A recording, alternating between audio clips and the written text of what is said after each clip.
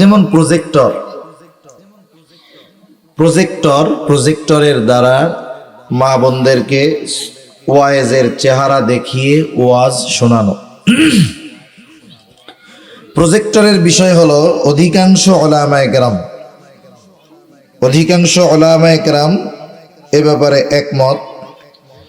যেই জিনিসটা সাধারণভাবে দেখা সুযোগ নাই, ওটা টেলিভিশন বা পর্দায় দেখারও সুযোগ নেই। এটা হলো সোজা হিসাব।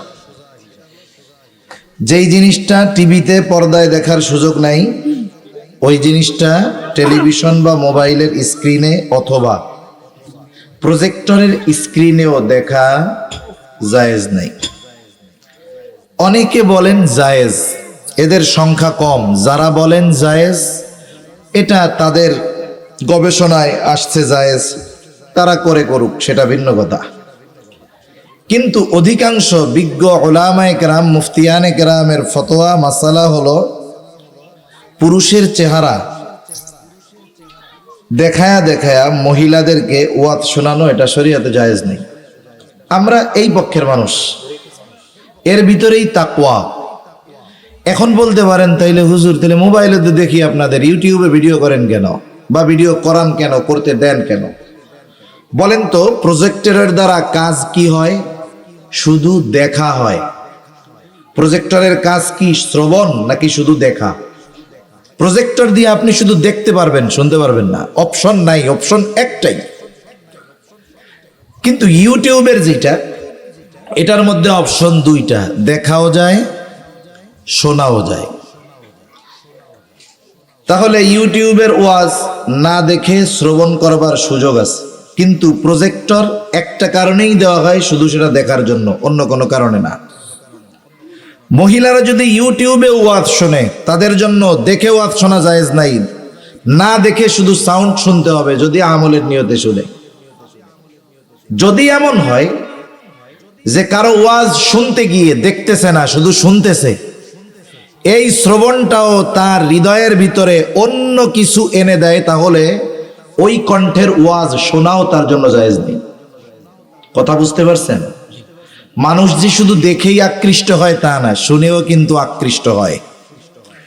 একটা সময় মোবাইল দেখা যাইতো না, শুধু ফোনে কথা বলা যাইতো। হাজারো তরুণ তরুণী শুধু কণ্ঠে পাগল, ফোনে কথা বলে পাগল হয়ে গেছে, একে অপরের সাথে মহব্বত, ভালোবাসা। দেখা করতে গেছে, ছেলে দেখে এতকাল যাকে পরি মনে করে কথা বলছি, ওর চেহারাটা তো পেতনির মতো। ওইটা বাদ দেন, আমরা তো মাঝে মধ্যে প্রতারকদের প্রতারণা যারা করে মোবাইলে দেখি, একটা ছেলে পুরা নারী কণ্ঠে কথা বলতেছে, অন্যকে ধোঁকা দিচ্ছে। অপর পাশ থেকে একজন পুরুষের সাথে কথা বলতেছে, কিন্তু সে যে একটা ফাঁদে পড়ে গেছে সে বুঝতে পারতেছে না। সেজন্য কণ্ঠ যদি গুনার দিকে আকৃষ্ট করে, তাহলে সেই কণ্ঠের ওয়াজ শোনাও জায়েজ নেই। একটু কঠোর হইতেছে মনে হয় কথা, কিন্তু বাস্তবতা এটাই। হাজারো ফিতনা কণ্ঠের কারণে হয়েছে, হাজারো ফিতনা শুধু দেখার কারণে হয়েছে। এখন প্রজেক্টর দেওয়া হয় লাইভ, নির্দিষ্ট কিছু মানুষের জন্য, সরাসরি দেখানোর জন্য। বিশেষ করে ওয়াজ মাহফিলগুলোয় আমার মা বোনদের দেখানোর জন্য প্রজেক্টর দেওয়া হয়, এটা নির্দিষ্ট ওনাদের জন্যই দেওয়া হয়। আর প্রজেক্টর শুধুমাত্র দেখার জন্যই দেওয়া হয়। যদি শ্রবণের জন্য দেওয়া হইতো, তাহলে মাইকের আওয়াজ যাচ্ছে, এটাই যথেষ্ট হয়ে যেত। কিন্তু ইউটিউবের ভিডিওটা লাইভ না, এটা তারা রেকর্ডিং করবে, এরপরে তারা ছাড়বে। চাইলে পুরুষও দেখতে পারে, চাইলে নাও দেখতে পারে। চাইলে নারী যদি ওয়াজ শুনতে চায়, না দেখেও শুনতে পারে। পুরুষ চাইলে দেখতেও পারে, শুনতেও পারে, অপশন আছে, সুযোগ আছে। এরপরেও বাস্তবতা হলো, গোটা দুনিয়ার অনেক মুহাক্কিক আলেম আছেন, তারা ইউটিউবও পছন্দ করে না, তারা পরিপূর্ণ তাকওয়ার উপরে আছে। কথা বোঝা গেছে তো? ইউটিউবে ভিডিও রেকর্ডিং এর অনুমতি কিছু বিজ্ঞ উলামায়ে কেরাম দিয়েছেন অন্য কারণে। সেই কারণগুলো যেমন, বাতিলপন্থীরা ইউটিউবে বিভিন্ন খারাপ জিনিস দিয়ে টিয়ে ভরে ফেলতেছে, মানুষ ওগুলো দেখে গুনার দিকে ধাবিত হচ্ছে। আমরাও মাঝে মধ্যে রাত বিরাত চলাফেরা করি, তখন দেখি আগে মানুষ গান ছেড়ে দিয়ে রাতে কাজ করত, রাজমিস্ত্রি কাঠমিস্ত্রি কাজ করত। এখন কিছু শুনুক আর না শুনুক, বুঝুক আর না বুঝুক, ওয়াজটা ছাইড়া দিয়া কাজটা করে। কমপক্ষে নিজে গুনাহ করে না, আর একজনকে গুনাহ করার মতো অবস্থাও তৈরি করে দেয় না। এই যে ছোট্ট ফায়দাটা কমপক্ষে আছে, এই জন্য অনেক উলামা ইকরাম বলেন যে হ্যাঁ, ওয়াজ ভিডিও করা যাইতে পারে, রেকর্ড করা যাইতে পারে, ছাড়া যাইতে পারে, এই কথা চিন্তা করে। কিন্তু ইউটিউবের ভিডিও মোবাইলের ভিডিওর সাথে কিয়াস করে এই প্রজেক্টরকে বৈধতা দেওয়ার কোনো সুযোগ নাই। এটাই বাস্তবতা, এটাই মূল মাসালা। এখন কেউ রাগ হইলে আমি ক্ষমা প্রার্থী, কেউ যদি জায়েজ বলে থাকে সেটা তার পার্সোনাল ব্যাপার। কিন্তু যারা বলেন যে এই প্রজেক্টরে চেহারা দেখায়া মা বোনদেরকে ওয়াজ দেখানোর ব্যাপারে যারা বলেছেন যে এটার বৈধতা নাই, জায়েজ নাই, আমি তাদের পক্ষে। যেমন বাংলাদেশে এক গ্রুপ আছে, বলে নারীদের চেহারা খোলা রাখা যায়। একটা জিনিস মনে রাখতে হবে, কিছু কিছু সময় কিছু কিছু জায়েজ জিনিস হলেও বলতে হয় না। জায়েজ আছে কিন্তু এরপরেও বলতে হয় না, কারণ ওই জায়েজ করতে গিয়া অনেক ফিতনার সম্মুখীন হইতে হয়। এখন মুখ খোলা রাখা জায়েজ না নাজায়েজ এটা একদিক থাকলো, কিন্তু বুঝতে হবে এই মাসআলাটা যখন আমি স্থান কাল পাত্র ভেদে না বলবো, তখন এটা ফিতনার কারণ হয়ে যাবে। যেমন কিছুদিন আমাদের দেশে মুখ খোলা রেখে নারীরা চলতে পারবে, যখনই এই কথাটা সারা দেশের একজন প্রসিদ্ধ ব্যক্তির মুখ দিয়ে বের হয়েছে, আমরা মুহাক্কিক উলামা ইকরামের কথাকে লাথি মেরে ফালায়া দিয়া সেলিব্রিটির কথাটাকে গ্রহণ করে নিয়েছি। ফলশ্রুতি কি হয়েছে? ক্ষতি। অনেক নারী আল্লাহর ভয়ে অথবা স্বামীর ভয়ে, পরিবারের ভয়ে হয়তো চেহারা ডাইকা চলতো। যখন এত বড় হুজুর বলছে যে নারীদের চেহারা খোলা রাখলে কোনো অসুবিধা নেই, ওই যে এই মেয়েটা চেহারাটা ঢেকে চলতো, সে নিজে ফিতনা থেকে বাঁচত, অনেক পরপুরুষ তাকে দেখার গুনাহ থেকে বাঁচত। যখন বড় হুজুর বলছে চেহারা খোলা রেখে চলা যাবে, তখন ওই নারীটাও চেহারা খুলে চলা শুরু করছে। কেউ কিছু বললে বলে আপনি কি অমুক হুজুরের চাইতে বড় হুজুর? ওয়াজ মাহফিলগুলো এখন শো আপে পরিণত হইতেছে। এক ওয়াজ না করেন কোনো অসুবিধা নেই, এটা সুন্নাতও না, নফলও না। এই যে গতানুগতিক ওয়াজ মাহফিল, এগুলো নফলও না। কিন্তু আপনি একটা ভালো কাজ করতে গিয়ে, একটা জায়েজ কাজ বা মুস্তাহাসান মুস্তাহাব কাজ করতে গিয়ে এখানে কবিরা গুনার যদি সংমিশ্রণ ঘটে যায়, ওই ধরনের জায়েজ কাজ না করাও ওয়াজিব হয়ে যায়। ঠিক কিনা বলে? মাসআলা বুঝে শুনে বলতে হয়, বুঝে শুনে কাজ করতে হয়। আমাকে আগে মাকসাদ ঠিক করতে হবে, আমি এই মাহফিলটা কেন দিয়েছি, আমি কেন আপনাদের সাথে কথা বলতেছি, আপনারাই বা কেন আসছেন, আয়োজক বা কেন আয়োজন করেছে। তিন শ্রেণীর মানুষের যদি মাকসাদ এক না হয়, ওই ওয়াজ মাহফিল কিয়ামত পর্যন্ত কাজ হবে না। এক নাম্বার, আয়োজক কেন আয়োজন করেছেন, এই উদ্দেশ্য আগে ঠিক করতে হবে। আয়োজক যদি আল্লাহর জন্য আয়োজন করে যে এই মাহফিল আমি আল্লাহর জন্য আয়োজন করলাম, এই মাহফিলের দ্বারা কিছু দ্বীনি কথা হবে, আমরা আয়োজন করব, কিছু মানুষ কথা শুনবে, এই কথা শুনে তারা যদি আমল করে, আমরা আয়োজনকারী হিসাবে তাদের আমলের সওয়াব তারাও পাবে, কিন্তু এই আয়োজনের কারণে তারা কিছু দ্বীনি কাজ করার কারণে আমরাও পাবো। এটা আমাদের লাভ, আখিরাতের ব্যবসা। এখন যিনি বলবেন আমার মতো বক্তা, ওনাকেও এই বিষয়টা ঠিক থাকতে হবে।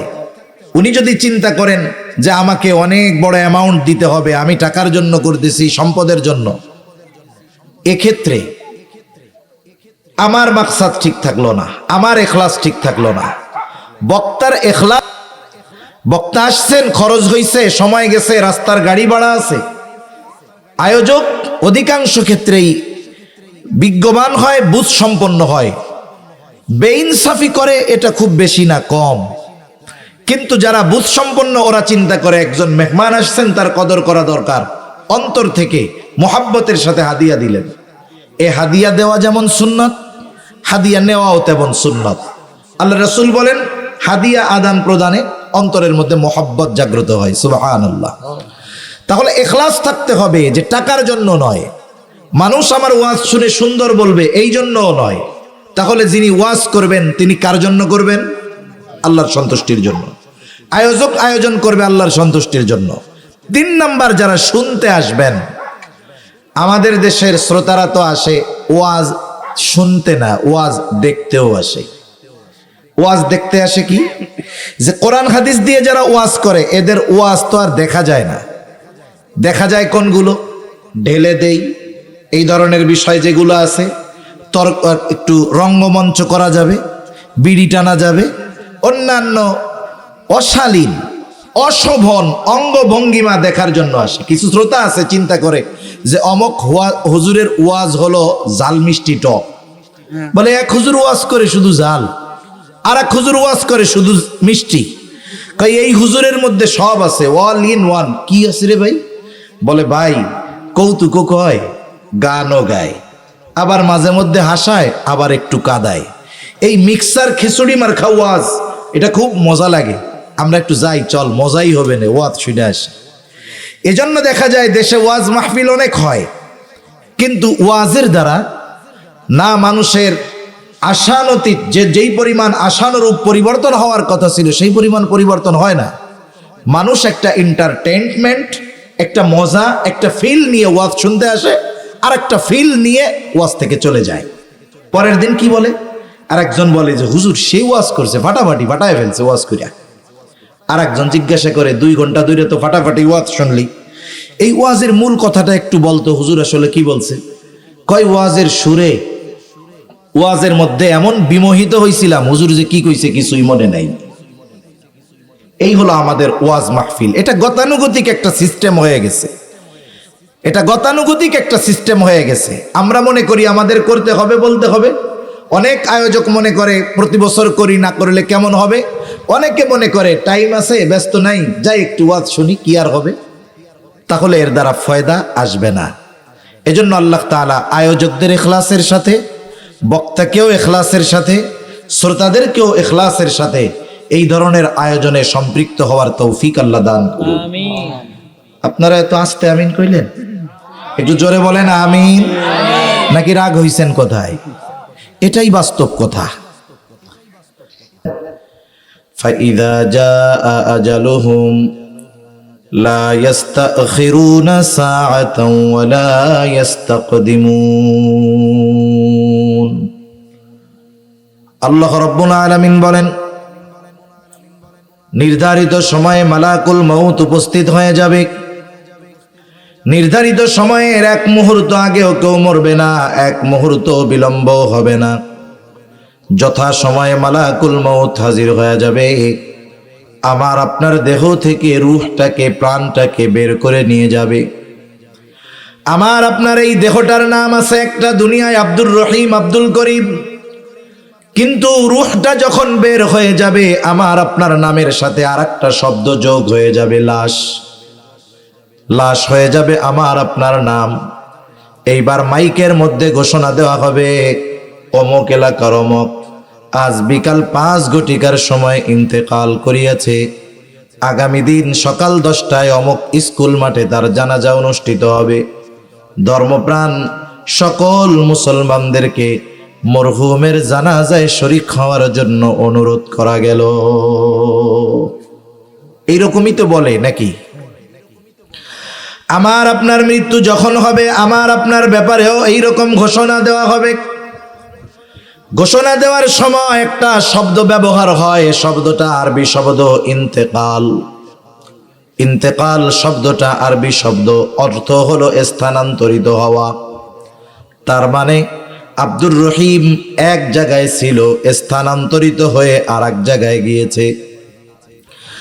দুনিয়ার জগতে ছিল, দুনিয়ার জগৎ থেকে স্থানান্তরিত হয়ে নতুন আর এক জগতের বাসিন্দা হয়েছে। হাদিসের ভাষায় সেই জগতের নাম হলো আলমে বরজখ। আলমে বরজখ এমন এক জগৎ, এমন এক স্থান যেটা দুনিয়ার মানুষ চর্মচক্ষু দিয়ে দেখতে পারে না। আবার দেখা যায় না বিধায় বিশ্বাস করা যাবে না, বিষয়টা এমন নয়। বরং দুনিয়ার অনেক কিছু আছে না দেখেই আমরা বিশ্বাস করে নেই। অনেক কিছু না দেখে বিশ্বাস করি। ঘ্রাণ কোনোদিন দেখা যায়? ঘ্রাণ বুঝেন? ঘ্রাণ, গন্ধ, এটা কি দেখা যায়? এটা আমরা দেখি না, অনুভব করি, এরপরও বিশ্বাস করি। দুনিয়ার অনেক কিছু আছে না দেখে বিশ্বাস করি, দেখা যায় না বিদায় অবিশ্বাসের সুযোগ নাই। লোকচক্ষুর অন্তরালে এক জগৎ, আলমে বরজখ। একটা মানুষ মারা যাওয়ার পর তাকে কবরস্থ করা হোক অথবা না করা হোক, অথবা বাঘ দিয়ে খাওয়ায়া দেওয়া হোক, সমুদ্রের মধ্যে মরে পচে যাক, অবস্থা যা হয় হোক, মৃত্যুর পর থেকে নিয়ে তার অবস্থান হয়ে যায় আলমে বরজখে। সাধারণ ভাষায় কবর জগৎ, আলমে বরজখ। আমাদেরকে আলমে বরজখেও দীর্ঘকাল অবস্থান করা লাগবে। আলমে বরজখ কারো জন্য হবে শান্তির জায়গা, আলমে বরজখ কারো জন্য হয়ে যাবে কষ্টের জায়গা। পরীক্ষার হলে যে যেমন লিখে ফলাফল তার তেমনই হয়। দুনিয়াটাও পরীক্ষার জায়গা। আল্লাহ তাআলা কিছু বিধি নিষেধ রেস্ট্রিকশন দিয়ে আল্লাহ তাআলা এই দুনিয়াতে আমাদেরকে পাঠিয়েছেন। মন যা চায় দুনিয়ায় তা করা যায় না, মন যা চায় দুনিয়ায় সেগুলো করার কোনো সুযোগ নেই। মন যা চায় তাই করা যাবে, মন যা চায় তাই পাওয়া যাবে। এটা দুনিয়ায় নয়, এটা হলো জান্নাতে। আমার মন যা চায় আমি তাই পাবো, আমার মন যা বলতে চায় করতে চায় সব বলতে করতে পারবো, তবে দুনিয়ায় নয়, এটা হবে জান্নাতে গিয়ে। দুনিয়ায় কিছু নিয়ম নীতির মধ্যে আমাকে আপনাকে জীবন যাপন করতে হবে। কোন নিয়ম নীতির আলোকে জীবন চালাতে হবে? কোরআন এবং সুন্নাহর আলোকে এ জীবন, দুনিয়ার এই 40, 50, 60 বছরের হায়াত পরিচালিত করতে হবে। যদি 60, 70 বছরের হায়াত আল্লাহ তাআলার বিধিনিষেধ অনুযায়ী পরিচালনা করতে পারি, অনন্তকাল যা মন চায় তাই করতে পারবো। সুবহানাল্লাহ বলেন। দুনিয়াটা এরকম পরীক্ষার জায়গা। পরীক্ষায় যে ভালো লেখে, খাতায় যে ভালো লেখে, তার ফলাফলটা ভালো হয়। দুনিয়ায় যে আল্লাহর বিধিনিষেধ মেনে চলে, রাসূলের আদর্শ অনুযায়ী জীবন যাপন করে, আলমে বরজখ থেকেই সে শান্তি লাভ করতে শুরু করে। দেখবেন পরীক্ষার রেজাল্ট দেওয়ার আগে যখন পরীক্ষার হল থেকে 2 জন ছাত্র বের হয়, একজন একেবারে 100 মার্কের অ্যান্সার দিয়েছে, বারবার রিভিশন দিয়েছে, অঙ্কে কোনো ভুল নাই, ইংরেজিতে কোনো ভুল নাই, স্যারদেরকে দিয়াও দেখাইছে, স্যার যেহেতু সময় আছে আমার তো সব অ্যান্সারগুলো দেওয়া শেষ, আপনি একটু দেখা দেন। স্যারও 2-3 বার দেখে বলে হ্যাঁ 100% ওকে, ঠিক আছে। আরেকজন ছাত্র পরীক্ষার হলে গেছে, আগে লেখাপড়া কিচ্ছু করে নাই, প্রশ্ন দেখা মাথা ঘুরতেছে, এইবার কলমের পেছন কামড়ায়া কামড়ায়া একেবারে সাইজ করে ফেলছে। পরীক্ষার হল 30 মার্কেরও জবাব দিতে পারে নাই। যাও দিছে ঠিক হইছে কিনা এর কোনো গ্যারান্টিও নাই। বলেন তো, এই 2 ছাত্র যখন পরীক্ষার হল থেকে বের হবে, 2 জনের এক্সপ্রেশন, 2 জনের চিন্তাধারা, 2 জনের অবস্থা কি একরকম হবে নাকি? ফলাফল আসে নাই, কিন্তু পরীক্ষায় ভালো লেখছে যে ও রিল্যাক্স মুডে থাকবে, বলে আমি স্যাররে 3 বার দেখাইছি, সব অ্যান্সার 100% ঠিক। আরেকজন পরীক্ষার রেজাল্ট পাওয়ার আগেই ইয়ানাফসি করতেছে, কাম তো শেষ, যা লেখছি ঠিক হইলেও পাশ করার কোনো উপায় নাই। আসল ফলাফল তো পরে, পরীক্ষার পরে যেমন 3 মাস লাগে রেজাল্ট দিতে, এই 3 মাসটা হলো আলমে বরজখের মতো। পরীক্ষা দুনিয়ায় যে ভালো দিয়েছে, পরীক্ষা শেষ হওয়ার পর থেকে রেজাল্ট পর্যন্ত সে একটা রিল্যাক্স মুডে থাকে। পরীক্ষা যে খারাপ দিয়েছে, পরীক্ষা শেষ হওয়া থেকে নিয়ে ফলাফল পর্যন্ত সে টেনশনে থাকে, কষ্টে থাকে, বেড়াইতেও কোথাও যাইতে মন চায় না, এমনিই কষ্ট। পরীক্ষার রেজাল্ট দেওয়ার পরে বলেন তো এর কষ্ট আরো বেশি না কম? আলমে বরজখটা ওই রকম। দুনিয়ার জগৎ আর হাসর এই পর্যন্ত মধ্যবর্তী সময় আলমে বরজখ। দুনিয়ায় যারা ভালো কাজ করেছে, আল্লাহ তাআলার বিধি নিষেধ মেনে চলেছে, আলমে বরজখ তাদের জন্য শান্তির জায়গা। দুনিয়ায় যারা আল্লাহ তাআলার বিধি নিষেধ মানে নাই, হারাম হালালের যাচাই বাছাই করে নাই, পাপের সমুদ্রে হাবুডুবু খেয়েছে, আলমে বরজখেই তাদের জন্য সাইজ শুরু হয়ে যাবে। আলমে বরজখের সাইজ কতটুক, শাস্তি কতটুকু হবে? যার কবর হবে রাউদাতুম মিন রিয়াদিল জান্নাহ, ওই লোকটা যার কবর হয়ে যাবে জান্নাতের একটা বাগান, ও মনে করবে এটাই মনে হয় জান্নাত। ফেরেশতারা তাকে বলবে না না, এটা জান্নাত নয়, বরং জান্নাতে আল্লাহ তাআলা কল্পনাতীত নেয়ামত তোমার জন্য রেখে দিয়েছে। জান্নাতের নেয়ামতের কাছে এগুলো কিছুই নয়। তখন ওই লোকটা বারবার আল্লাহর কাছে ফরিয়াদ করবে আর বলবে, আল্লাহ যথা দ্রুত সম্ভব কিয়ামত কায়েম করেন, আমি আমার অনন্তকালের চূড়ান্ত বাসস্থানে যেতে চাই। আর যার কবরটা জাহান্নামের গর্ত হয়ে যাবে, দুনিয়ায় বদকাজ করেছে, গুনার কাজ করেছে, বেঈমান, ওর শাস্তি হবে, ও মনে করবে এটাই মনে হয় জাহান্নাম। ফেরেশতারা তাকে জানাবে, না না, জাহান্নামের শাস্তির তুলনায় এটা কোনো কিছুই না। এটা শ্রবণ করবার পর তার মধ্যে আরো ভয় ভীতি সঞ্চার হবে। সে আল্লাহর কাছে বলবে, আল্লাহ আপনি কখনোই কিয়ামত কায়েম কইরেন না, তাহলে আলমে বরজখের শাস্তিটাও কত কঠোর হবে। ওই আলমে বরজখে আমাদেরকে অবস্থান করতে হবে দীর্ঘকাল, তবে অনন্তকাল নয়। দীর্ঘকাল আমরা ওইখানে থাকব।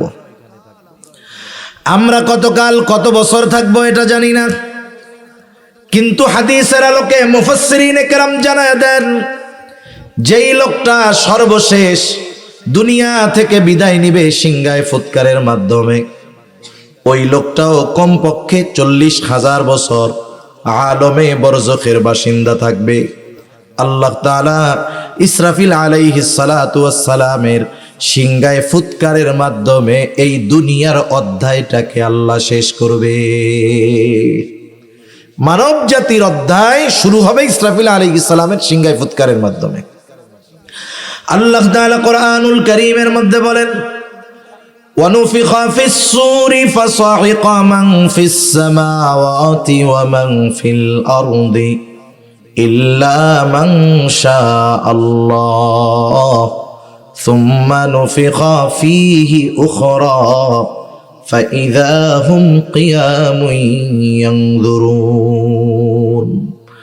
আল্লাহ রাব্বুল আলামিন বলেন, ইয়াউমা ইউনফাখু ফিস-সূর, যেই দিন সিংহায় ফুৎকার দেওয়া হবে, এর দ্বারা উদ্দেশ্য হলো প্রথমবার সিংহায় ফুৎকার কি হবে সেই দিন। ফাসাইকা মান ফিস সামাওয়াতি ওয়া মান ফিল আরদ, আসমান আর জমিনের মাঝে যত প্রাণী থাকবে, যত প্রাণ থাকবে, সিংহায় ফুৎকারের আওয়াজ এতটা বেশি হবে, ফাসাইকা সব অজ্ঞান হয়ে যাবে, জ্ঞান শূন্য হয়ে যাবে। মুফাসসিরিনে কেরাম বলেন, প্রথমে জ্ঞান শূন্য হবে, এরপরে সকলের মৃত্যু হবে। প্রথমে অজ্ঞান হবে, এরপরে সকলের মৃত্যু ঘটবে।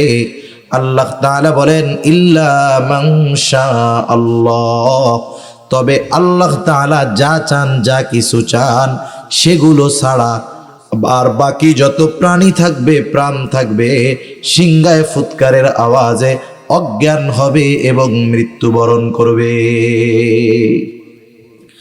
দুনিয়ার শেষ মানুষটাও মারা যাবে। দ্বিতীয় আর একটা সিংহায় ফুৎকার হবে। দুই সিংহায় ফুৎকারের মাঝে ব্যবধান কত বছর? রাসূল আকরাম সাল্লাল্লাহু আলাইহি ওয়াসাল্লামের হাদিস থেকে জানা যায়, নবীজিকে জিজ্ঞাসা করা হলো, দুই সিংহায় ফুৎকারের মাঝে ব্যবধান কত বছর?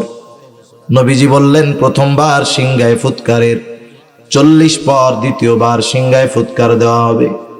40 দিন না, 40 সপ্তাহ না, 40 মাস না, 40 বছর না। মুফাসসিরিনে কেরাম বলেন, এর দ্বারা বোঝা যায় কমপক্ষে 40,000 বছর দুই সিংহায় ফুৎকারের মাঝে গ্যাপ। আর দুই সিংহায় ফুৎকারের মাঝে ব্যবধান যেহেতু 40,000 বছর, তাহলে যেই লোকটা দুনিয়া থেকে সর্বশেষ ইন্তেকাল করবে তাকেও কমপক্ষে 40,000 বছর আলমে বরজখে অবস্থান করা লাগবে। ওখানের অবস্থান এক সময় শেষ হবে। আল্লাহ তাআলা বলেন ثم نفخ فيه أخرى فإذا هم قيام ينظرون। আল্লাহ তাআলা বলেন অতঃপর যখন সিংহায় ফুৎকার দেওয়া হবে প্রত্যেকের অবস্থান স্থল থেকে উঠে যাবে এবং এদিকে সেদিকে তাকায়া দেখতে থাকবে। মানুষ সেই দিন, হাসরের দিন, মানুষ সেই দিন উঠবে। অবস্থা কি হবে? মানুষ উঠবে বিবস্ত্র অবস্থায়, কারো গায়ে কোনো পোশাক থাকবে না। আয়েশা সিদ্দিকা রাদিয়াল্লাহু তাআলা আনহা জিজ্ঞাসা করেন, ইয়া রাসূলুল্লাহ, মানুষেরা বিবস্ত্র অবস্থায় উঠবে, কিন্তু তারা কি লজ্জা পাবে না? একজন কি আরেকজনের দিকে তাকাবে না? নবীজি বলেন, আয়েশা, মানুষ এতটা চিন্তিত ভীত থাকবে যে একজন আরেকজনের দিকে তাকানোর বিষয়টা চিন্তাও করবে না।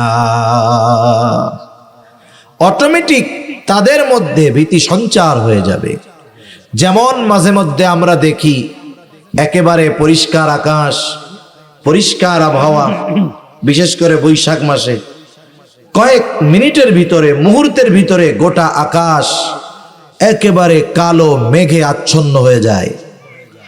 ভর দুপুর বেলা রাস্তা দেখা যায় না, অন্ধকার হয়ে যায় কয়েক মিনিটের ভিতরে। বলেন তো, এই আবহাওয়াটা দেখার পরে আকাশ যখন পরিষ্কার ছিল, আমার মনের অবস্থা যেমন ছিল, যখন ওই ধরনের মেঘ সাথে বাতাস, বলেন তো মনের অবস্থা পরিবর্তন হয় কি হয় না?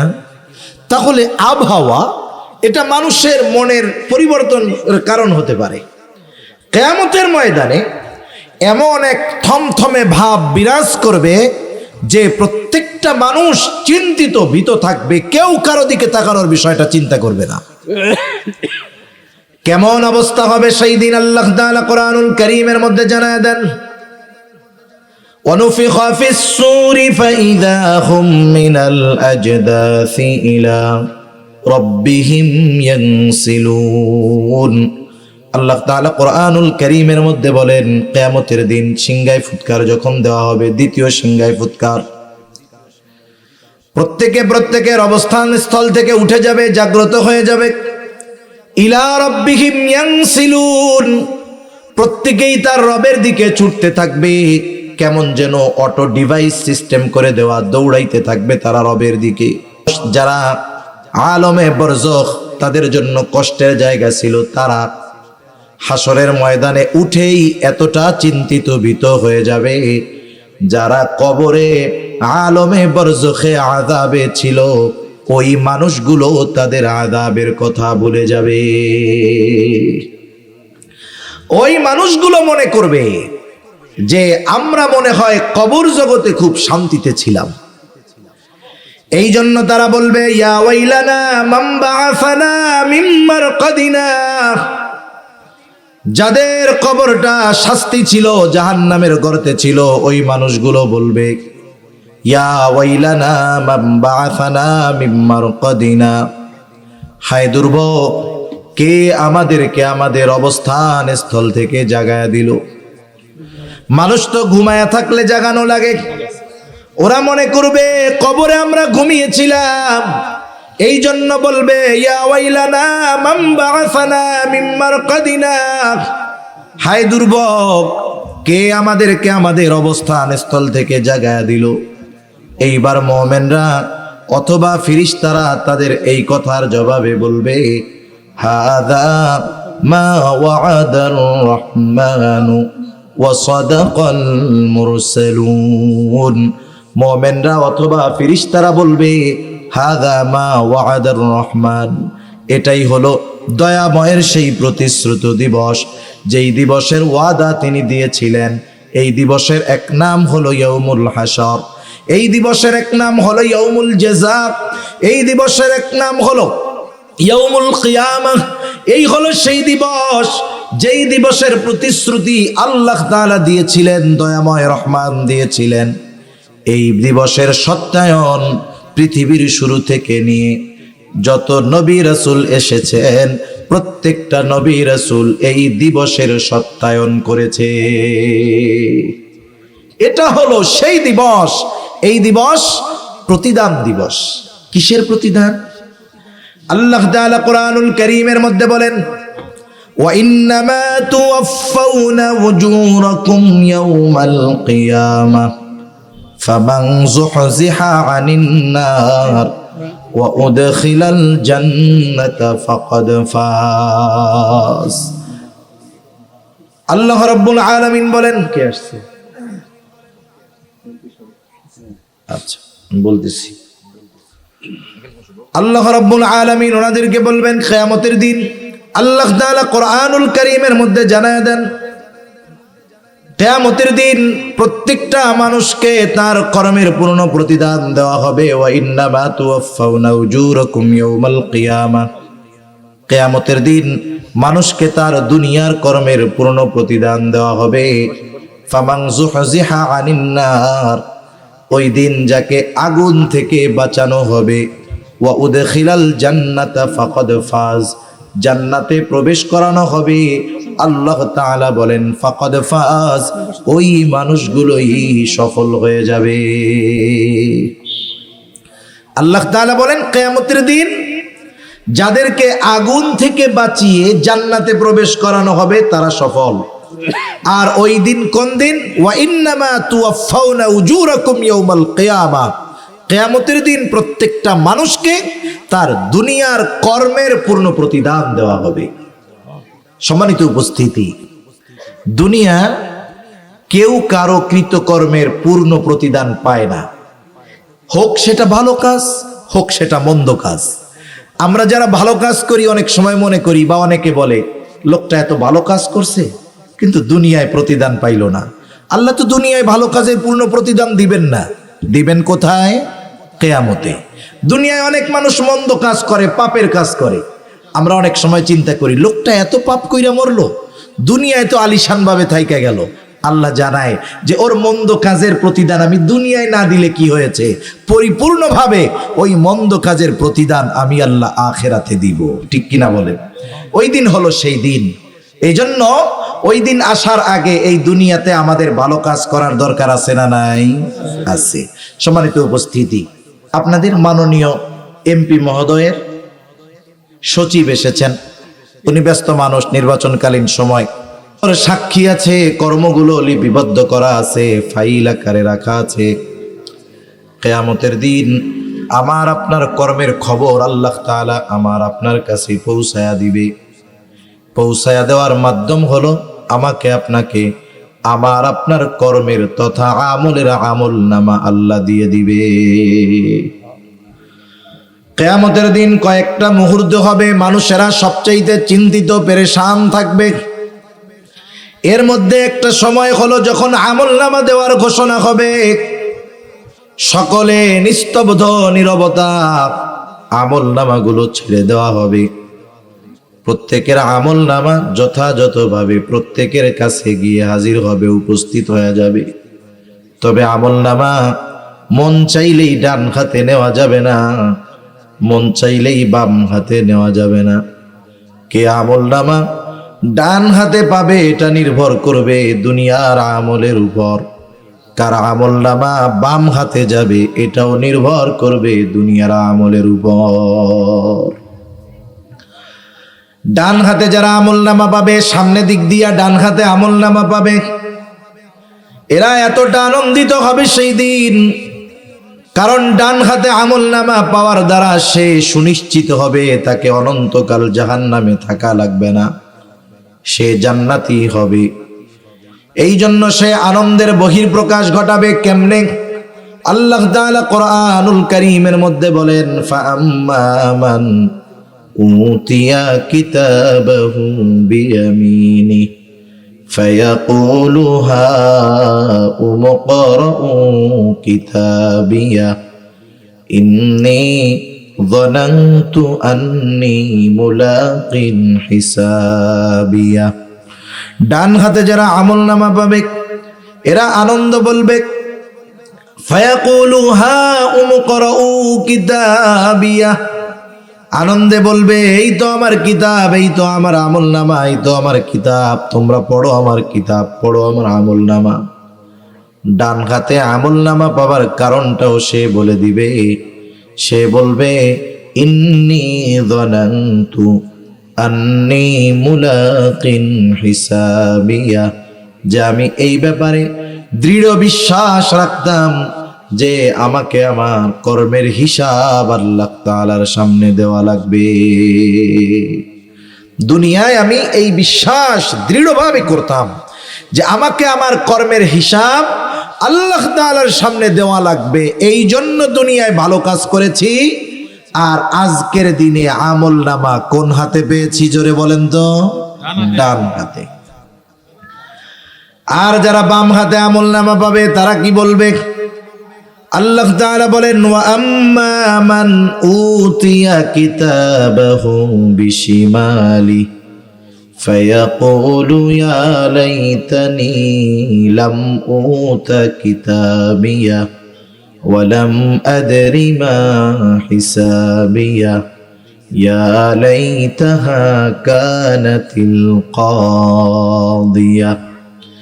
বাম হাতে যারা আমলনামা পাবে এরা বলবে, ইয়া লাইতানি লাম উতা কিতাবিয়া, হায় দুর্ভোগ, আমি যদি এই কিতাব না পাইতাম কতই না ভালো হতো। ওয়ালাম আদরি মা হিসাবিয়া, আমি যদি আমার হিসাবটা না জানতাম কতই না ভালো হতো। ইয়া লাইতাহা কানাতিল কাদিয়া, ওই প্রথম মৃত্যুর কথা মনে করে বলবে, আরে ওই মৃত্যুটাই যদি আমার সব কিছুকে নিশ্চিহ্ন করে দিত, ওই মৃত্যুটাই যদি চূড়ান্ত মৃত্যু হয়ে যাইত কতই না ভালো হতো। আফসোস করতে থাকবে, কিন্তু কোনো লাভ নাই। বাম হাতে আমলনামা পাবে, সামনাসামনি নয়, বরং বাম হাতটাকে বুকের মধ্য দিয়ে চিরে পেছন দিকে নেওয়া হবে, বাম হাতে আমলনামা দেওয়া হবে। বাম হাতে যারা আমলনামা পাবে এরা তাদের কর্মের কারণে জাহান্নামের মধ্যে আবদ্ধ থাকবে। এ কথাই আল্লাহ তাআলা বলেন, কুল্লু নাফসিন বিমা কাসাবাত রহিনা, প্রত্যেকটা মানুষ তার কর্মের কারণে আবদ্ধ থাকবে। মুফাসসিরিনে কেরাম বলেন, এর দ্বারা উদ্দেশ্য হলো বাম হাতে যারা আমলনামা পেয়েছে তারা পাপী, তারা তাদের পাপের কারণে জাহান্নামে আবদ্ধ থাকবে। ইল্লা আসহাবাল ইয়ামিন, তবে যারা ডান হাতে আমলনামা পেয়েছে তারা নয়, কারণ ডান হাতে আমলনামা যারা পাবে তাদের ঠিকানা হবে জান্নাত। এখন একদল জান্নাতি আর একদল জাহান্নামী। জান্নাতি জান্নাতে, জাহান্নামী জাহান্নামে। জান্নাতীও কিয়ামতের ময়দানে চিন্তিত থাকবে, কিন্তু জান্নাতি জান্নাতে যাওয়ার পর তার আর কোনো চিন্তাও থাকবে না, ভয় ভীতিও থাকবে না, টেনশনও থাকবে না। কারণ জান্নাতে তো কোনো চিন্তা নাই, জান্নাতে তো কোনো ভয় নাই, সেখানে শুধু শান্তি আর শান্তি। হাসরের ময়দানে সবাই সবার থেকে পালাবে, কিন্তু জান্নাতে গিয়ে জান্নাতি দুনিয়ার সব পরিচিত মানুষদেরকে খুঁজতে থাকবে। একটু বুঝে থাকলে জবাব দিয়েন, বলেন তো, জান্নাতি জান্নাতে যাবার পর দুনিয়ায় তার যত মানুষ ছিল পরিচিত, সকল পরিচিত মানুষকে কি সে জান্নাতে গিয়ে পাবে নাকি? একটু জোরে বলেন না, পাবে নাকি? পাবে না। জান্নাতি জান্নাতে খুঁজবে, তবে পাবে না। কোথায় তারা? তার তো মনে জানতে চায় কোথায় গেল পরিচিত জন, প্রিয়জন, আপনজন। তাফসীরে ইবনে কাসীরের মধ্যে আসছে, আল্লাহ রাব্বুল আলামিন জান্নাতি আর জাহান্নামীদের মধ্যে দেখা এবং কথাবার্তার ব্যবস্থা করে দিবে। জান্নাতি জাহান্নামীকে দেখবে, জাহান্নামী জান্নাতীকে দেখবে। এখন যদি চিন্তা করি কেমনে দেখবে, এই স্মার্ট দুনিয়ায় এটা চিন্তা করার তো সুযোগ নাই। হাজার হাজার মাইল দূরে আমেরিকা, আপনার আমার যখন মন চায় আত্মীয় স্বজনকে সরাসরি দেখা যায়, কি রান্না করতেছে দেখা যায়, কি খাইতেছে দেখা যায়, কি করতেছে দেখা যায়। যেই আল্লাহ সরাসরি হাজার হাজার মাইল দূরের মানুষদেরকে দেখার কথার ব্যবস্থা করে দিতে পারেন, সেই আল্লাহ জান্নাতি আর জাহান্নামীদের মধ্যে দেখার ব্যবস্থা করতে পারেন কি পারেন না? এটা সহজ বিষয়। জান্নাতি জাহান্নামীকে দেখবে, জাহান্নামের দিকে তাকায় দেখবে, জাহান্নামে তার অনেক প্রিয়জন, আপনজন, আত্মীয় স্বজন, খেলার সাথী, স্কুলের সাথী। যখন দেখবে এই কাছের মানুষগুলো জাহান্নামের শাস্তি ভোগ করতেছে, জান্নাতি আল্লাহর দরবারে কৃতজ্ঞতার মাত্রা বাড়ায়া দিবে, বলবে আল্লাহ আপনি যদি আমাদের উপরে দয়া না করতেন আজকে হয়তো আমাদেরকেও ওদের সাথে জাহান্নামে যাওয়া লাগতো। আপনি দয়া করেছেন বিদায় আজকে আমরা জান্নাতি। সে আল্লাহর দরবারে কৃতজ্ঞতার মাত্রা বাড়ায়া দিবে। এইবার জাহান্নামী জান্নাতীকে দেখবে, তাকায়া দেখবে জান্নাতের মধ্যে তার বন্ধু বান্ধব, আত্মীয় স্বজন, প্রিয়জন নাজ নেয়ামত ভোগ করে। এই দৃশ্য দেখার পর এমনিতেই তো জাহান্নামের শাস্তির কঠোরতা, এই দৃশ্য দেখবার পর তার মধ্যে কিছু আফসোস জাগ্রত হবে এবং ওই আফসোস তার আযাব বাড়ার কারণ হয়ে দাঁড়াবে। আযাবটা বেশি অনুভব হবে তার আফসোসের কারণে। কারণ দেখবে বন্ধু জান্নাতে ও জাহান্নামে। আফসোস হবে কোন বিষয়ের? বন্ধু ঠিক, কিন্তু ওই বন্ধু নামাজি ছিল, এ তো নামাজি ছিল না। আফসোস করবি সেই দিন, আরে আমি যদি ওই বন্ধুর সাথে নামাজি হইতাম। আহারে বন্ধু আমরা একসাথে চলতাম, আমরা 31st নাইট পালন করার ইচ্ছা করলাম, একেবারে আতশবাজি দিয়া পার্টি দিলাম, 31st নাইট পালন করতাম। আমার বন্ধু বলতো এটা শরীয়তের সাথে সাংঘর্ষিক, এটা করা যাবে না, গুনার কাজ, পাপের কাজ। কিন্তু আমরা বলতাম দোস্ত দুনিয়াটা মস্ত বড়, খাও দাও ফুর্তি করো, যুবক বয়স এখন একটু এনজয় করে নাও, এইগুলা বলতাম বন্ধুরে দুনিয়ায় আর কি। আমার বন্ধুকে খ্যাত বলতাম যে আমাকে সাথে আসে না, 31st নাইট পালন করে না, বলতাম তুই বেটা খ্যাত, তুই স্মার্ট হইতে পারলি না। আমার ওই বন্ধু আজকে জান্নাতে, আমি জাহান্নামে। আফসোস হবে, আহারে ওই দিন যদি বন্ধুর কথায় ওই পাপের কাজে না জড়াইতাম, ওই দিন যদি বন্ধুর কথায় নামাজে যাইতাম, ওই দিন যদি বন্ধুর কথায় হারাম থেকে বাঁচতাম, তাহলে আজকে আমিও তার সাথে জান্নাতে থাকতে পারতাম।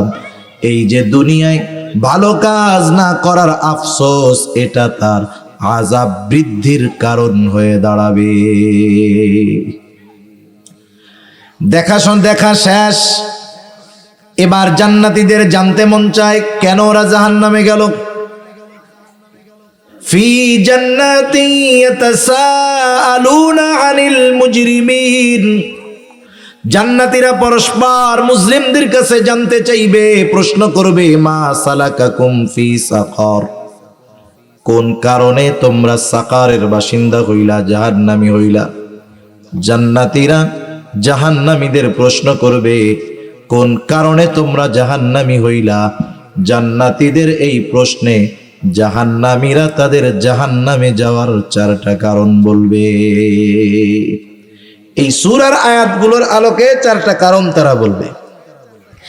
1 নাম্বার কারণ বলবে, ক্বালু লাম নাকু মিনাল মুসাল্লিন। 1 নাম্বার কারণ জাহান্নামীরা বলবে, আমরা মুসল্লি ছিলাম না, আমরা মুসল্লি ছিলাম না। মুসল্লি কাকে বলে? সপ্তাহে একদিন মসজিদে হাজিরা দিলে কিন্তু মুসল্লি না। মুসল্লি হলো সে শত ব্যস্ততা থাক কিন্তু তার নামাজ কখনো ছুটে যায় না। যত ব্যস্ততা থাক নামাজের চিন্তা মাথার থেকে যায় না, বরং যেখানেই যাক যেখানেই থাক নামাজের চিন্তা। নামাজের সময় হলে চিন্তা মসজিদে যাইতে হবে। হায়রে এই শ্রেণীর মানুষ যারা, যাদের চিন্তা চেতনায় মসজিদের চিন্তা, নামাজের চিন্তা, নবীজি তাদের ব্যাপারে জানায় দেন আল্লাহ তাআলা কিয়ামতের দিন 7 শ্রেণীর মানুষকে আরশের ছায়ায় স্থান দিবে। সেই দিন কোথাও কোনো ছায়া থাকবে না। সূর্যটা 9,30,00,000 মাইল দূর। ওই 9,30,00,000 মাইল দূর থেকে দুনিয়ার দিকে যখন আলো আসে, সূর্যের আলোটা আসে, প্রচন্ড গরম। বিজ্ঞান বলে সূর্যের যেই দিকটা ঠান্ডা সেটাই দুনিয়াবাসীর দিকে দেওয়া, উত্তপ্ত দিকটা অন্যদিকে। কিয়ামতের দিন সূর্যটা একেবারে নিকটে চলে আসবে, সূর্যের উত্তাপ দিকটা হাসরবাসীর দিকে থাকবে। নবীজি বলেন ওই দিন কোথাও কোনো ছায়া থাকবে না, আরশের ছায়া ছাড়া। নবী বলেন 7 শ্রেণীর মানুষ আল্লাহ তাআলার আরশের ছায়া স্থান পাবে। এর মধ্যে 1 শ্রেণীর মানুষ হলো রাজুলুন কলবুহু মুআল্লাকুন ফিল মাসাজিদ। ওই ব্যক্তি আরশের ছায়া স্থান পাবে যার অন্তর সর্বদা মসজিদের সাথে লাগানো থাকতো। এর দ্বারা উদ্দেশ্য কি? সে যত ব্যস্ততা থাক, সে নামাজ পড়ার জন্য মসজিদে গিয়া হাজির হয়ে যাইত। আর আমাদের অবস্থা হলো কি, আমরা বাজারে থাকি, বাজারে মসজিদ আছে, চায়ের দোকানে বসে আড্ডা মারি, সময় ব্যয় করি, কিন্তু মসজিদ পাশে। আমি মুসলমান, দাড়িটাও পেকে গেছে, চামড়াগুলো ঘুচিয়ে গেছে, মসজিদের পাশে চা খাই, বিড়ি টানি, গল্প করি, কিন্তু নামাজের জন্য মসজিদে যাইতে পারি না। আছে না নাই? এলাকার মসজিদগুলো এক অবস্থা, শত ব্যস্ততা, শত কর্ম সব হয়, কিন্তু নামাজের সময় মুসল্লি নাই, নামাজি নাই। আছে না নাই?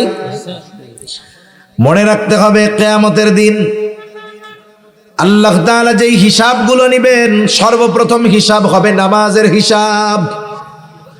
মসজিদের মাহফিল, তাই বলতেছি শুনে নেন, মসজিদ তো সেজদার জায়গা, নামাজের জায়গা। আল্লাহর নবী বলেন আউয়ালু মা ইউহাসাবু বিহিল আবদু ইয়াউমাল কিয়ামাতিস সালাহ। কিয়ামতের দিন সর্বপ্রথম নামাজের হিসাব হবে। আর এক হাদিসে নবী জানায় দেন, যার এই প্রথম হিসাবটা সহজ হবে, প্রথম হিসাবটা যার সঠিক হবে, আল্লাহ তাআলা তার জন্য বাকি হিসাবগুলাকে সহজ করে দিবে। যদি প্রথমটায় ধরা খায়, পরের গুলার অবস্থা খারাপ। আপনারা তো এখানে অনেকে আছেন, স্কুলে লেখাপড়া করছেন, আমিও করছি কিছু। যখন পরীক্ষার সময় নিকটবর্তী হয়, সেটা বোর্ড পরীক্ষা হোক আর অন্য পরীক্ষা হোক, ওই সময় কিন্তু পরীক্ষার কারণে যে ছাত্রটা টোটো কোম্পানির চেয়ারম্যান, সেও মোটামুটি লেখাপড়া করে, ঠিক না? আর এখন শুনতেছি পরীক্ষা উঠায়া দিবে। মনে রাখবেন, পরীক্ষা ছাড়া কাজ হবে না। এ দুনিয়াতেই আল্লাহ আমাদের পরীক্ষার জন্য পাঠাইছেন। হায়াত মউত আল্লাহ তাআলা দিছেন পরীক্ষা করার জন্য। আল্লাহ তাআলা হায়াত মউত কি জন্য দিছেন? পরীক্ষা করার জন্য। আল্লাযী খলাকাল মাউতা ওয়াল হায়াতা লিয়াবলুয়াকুম আইয়ুকুম আহসানু আমালা। আল্লাহ তাআলা মৃত্যু এবং জীবন সৃষ্টি করেছেন কেন? তোমাদের পরীক্ষা করার জন্য। কি পরীক্ষা? তোমাদের মধ্যে কার আমল কত সুন্দর। পরীক্ষার মাধ্যমে আমলের সৌন্দর্যের পরীক্ষা। আল্লাহ তাআলা আমলের সৌন্দর্য কার, এ পরীক্ষার মাধ্যমে আল্লাহ বের করেন। এজন্য পরীক্ষার মাধ্যমে মেধা বিচার হয়, মেধা বিশ্লেষণ হয়, পরীক্ষার মাধ্যমে যোগ্যতা যাচাই বাছাই হয়, ঠিক কিনা? পরীক্ষা উঠে যাবে, আগে যাও 3টা পরীক্ষার জন্য কমপক্ষে পরীক্ষার আগ থেকে 1 মাস আগ থেকে পড়তো, এখন তাও আর পড়বে না। আগামী প্রজন্ম হবে গাধা। কি হবে বলেন না? দেখতে মানুষ, আকলে হবে গাধা। ওগুলো দেশ চালাবে? ওগুলো দেশ চালাবে না। একটা জাতিকে যদি ধ্বংস করতে হয়, 2 দিক দিয়ে আক্রমণ করতে হয়। কয় দিক দিয়ে? শুনেন, কথাগুলো গুরুত্বপূর্ণ কথা, এগুলো আমার বাপ দাদার কথা না, এগুলো পড়াশোনা করতে হয়। অনেক বড় বড় মনীষীদের কথার থেকে কিছু কথা আপনাদের সামনে বলি, আমি গবেষণা করে বাইর করছি, আবার তা না। একটা জাতিকে যদি ধ্বংস করতে হয়, 2টা জায়গায় যদি নিয়ন্ত্রণে নেওয়া যায়, ও জাতি শেষ হইতে টাইম লাগবে না। 1 নাম্বার, ওই জাতির সভ্যতা, সংস্কৃতি, ওই জাতির সংস্কৃতিকে ধ্বংস করে দিতে হবে, তাহলে ওরা শেষ। যেমন দেখেন, মুসলমান হিসাবে আমাদের একটা সংস্কৃতি আছে না? আমরা বাঙালি, বাংলাদেশি, মুসলিম, আমাদের কাছে সর্বাগ্রে হলো দিন। আমরা দেশকে ভালোবাসি, কোনো সন্দেহ নাই, কিন্তু দিন আগে, ঈমান আগে। যখন কোনো বিষয় ঈমানের সাথে সাংঘর্ষিক হবে ওই বিষয়টা ছুঁড়ে ফেলে দিতে হবে। ঈমানের সাথে যদি সাংঘর্ষিক না হয় এ বিষয়গুলো করতে, বলতে, মানতে কোনো অসুবিধা নেই। ঈমানের সাথে সাংঘর্ষিক হলে এ বিষয়টা যার হোক, যত উঁচু পর্যায়ের হোক, যত গুরুত্বপূর্ণ হোক, আগে আমার ঈমান, সেহেতু ওই বিষয়ে মানার কোনো সুযোগ নাই। আমরা হলাম আগে মুসলিম, এরপরে বাংলাদেশি, এরপরে বাঙালি। মনে রাখবেন, বাঙালি ভারতেও আছে, এজন্য আগে পরিচয় হবে বাংলাদেশি, এটা আমার ন্যাশনালিটি, এরপরে পরিচয় হবে বাঙালি। প্রথম মুসলিম, এরপরে বাংলাদেশি, এরপরে বাঙালি। প্রথম যেহেতু আমি মুসলিম, আমার সংস্কৃতি হবে ইসলামিক সংস্কৃতি। কোন বিষয় যদি, অন্য কোন বিষয় যদি ইসলাম, মুসলিম, ঈমানের সাথে সাংঘর্ষিক হয় সেটা বাদ। যদি না হয়, বাঙালি বাংলাদেশি হিসাবে, বাংলাদেশি হিসাবে যেই সংস্কৃতি আমাদের আছে এটা যদি শরীয়তের সাথে সাংঘর্ষিক না হয় মানতে বাধা নেই। বাঙালি হিসাবে যেই সংস্কৃতি আছে এটা যদি শরীয়তের সাথে সাংঘর্ষিক না হয় মানতে বাধা নাই। কিন্তু কোন বাঙালি সংস্কৃতি যদি ঈমানের সাথে সাংঘর্ষিক হয় জীবন চলে যাবে, মুমিন তবু সেটা মেনে নিবে না। তাহলে একটা জাতির সংস্কৃতিকে বিকৃতি, পরিবর্তন করে দিতে হবে। আফসোস, মুসলিম সভ্যতা, মুসলিম সংস্কৃতিগুলো তো বহুত দূর।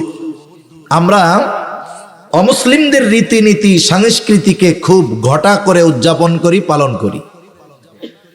আমি যদি জিজ্ঞাসা করি আমাদের এইখানে যে বলেন তো আজকে আরবি কয় তারিখ, হালুয়া টাইট হয়ে যাবে, হালুয়া টাইট হয়ে যাবে আমাদের সবার। কিন্তু ইংরেজি তারিখ যদি জিজ্ঞাসা করি লাভ দিয়ে ওইটা বলে দিতে পারবো যে আজকে 25শে ডিসেম্বর বড়দিন।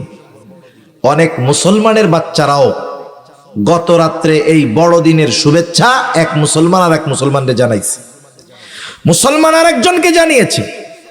আপনি একটা বিষয়ের শুভেচ্ছা কখন জানাবেন ওই জিনিসটা বিশ্বাস করলেই না জানাবেন, তাই না? আপনি যদি খ্রিস্টানদের এই যে অনুষ্ঠান, বড়দিন, ক্রিসমাস ডে, এটাকে যদি বিশ্বাস করে শুভেচ্ছা জানিয়ে থাকেন, আপনার ঈমান আছে না নাই আল্লাহ ভালো জানে। এ আচার অনুষ্ঠান খ্রিস্টানদের, তারা করুক, কোনো অসুবিধা নেই।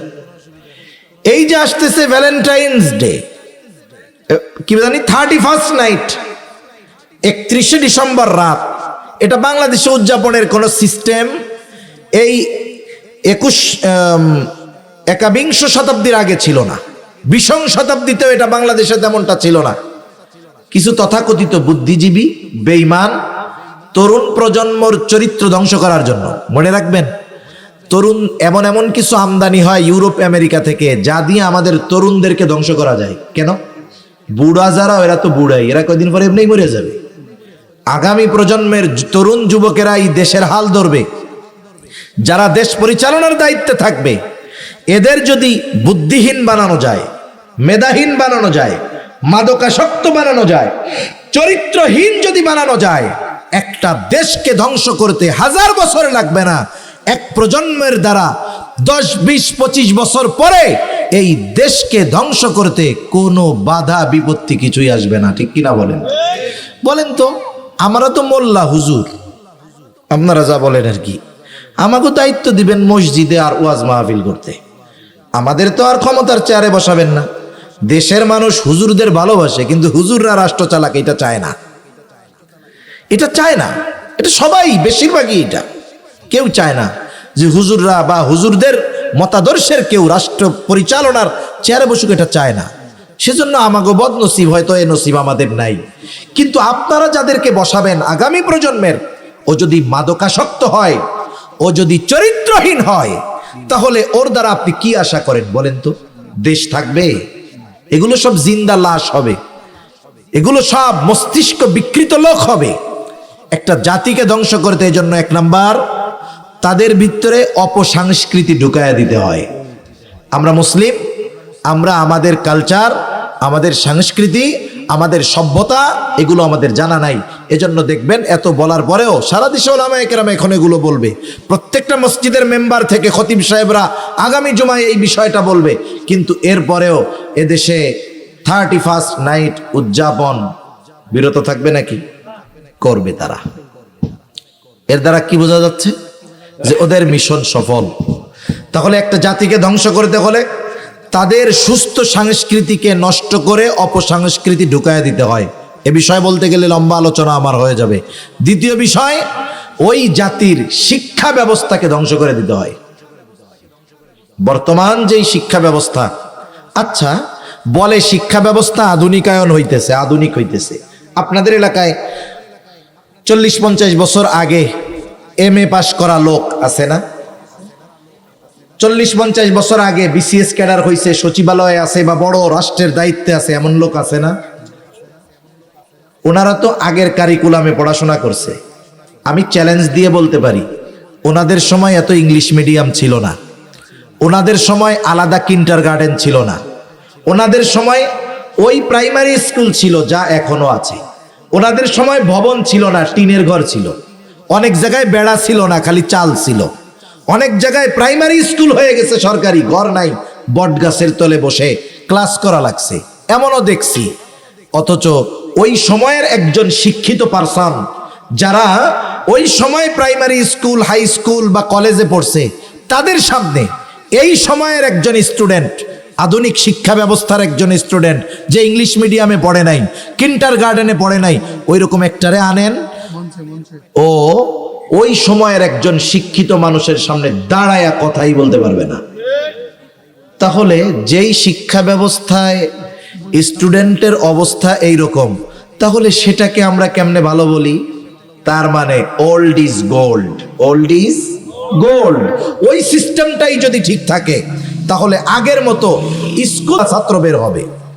অনেক মুরব্বী আছে এখনো যারা স্কুল থেকে লেখাপড়া শিখে আদব আখলাক এগুলো শিখছে। এখনো অনেক মানুষ আছে, আমাদেরও শিক্ষকরা বেঁচে আছে, অনেক অমুসলিম শিক্ষকও আমাদের আছে। যদি কখনো কোথাও তাদের সামনে আমাদের দেখা হয়ে যায়, আমরা তাদের সামনে সাইকেল চালায়া, মোটর সাইকেল চালায়া, গাড়ি চালায়া যাইতে লজ্জা পাই। এখনো তাদেরকে যথাযথ রেসপেক্ট করি, কিন্তু আজকের জামানার আধুনিক শিক্ষায় শিক্ষিত ছাত্রগুলো তাদের স্বার্থের কারণে তাদের টিচারের গায়ে হাত তুলতে দ্বিধাবোধ করে না। এ হলো এই প্রজন্মের শিক্ষা ব্যবস্থার প্রতিফল। এটা যদি আরো আপগ্রেড হয়, আরো আধুনিকায়ন হয়, হায় রে, তাহলে ছাত্ররা যে ওস্তাদদের কি করবে, ছাত্ররা যে শিক্ষকদের কি করবে আল্লাহই ভালো জানে। গলায় রশি দিয়া কয়দিন পরে ঘুরাবে। এজন্য শিক্ষা ব্যবস্থাকে ধ্বংস করলে ওই জাতিকে পুরা লোলা বানায় দেওয়া যায়, ওদেরকে দিয়ে যা মন চায় তা করানো যায়।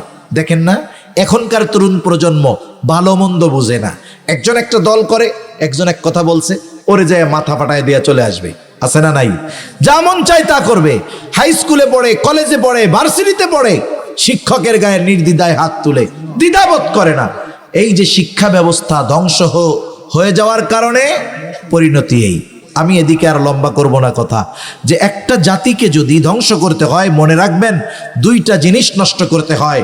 সুস্থ সংস্কৃতির জায়গায় অপসংস্কৃতি ঢুকাতে হয় এবং শিক্ষা ব্যবস্থাকে ধ্বংস করতে হয়। তাহলে ওই জাতিকে ধ্বংস করতে অস্ত্র লাগে না, ওই জাতিকে ধ্বংস করতে কিছুই লাগে না, ও জাতি এমনি শেষ হয়ে যায়। ঠিক কিনা বলেন?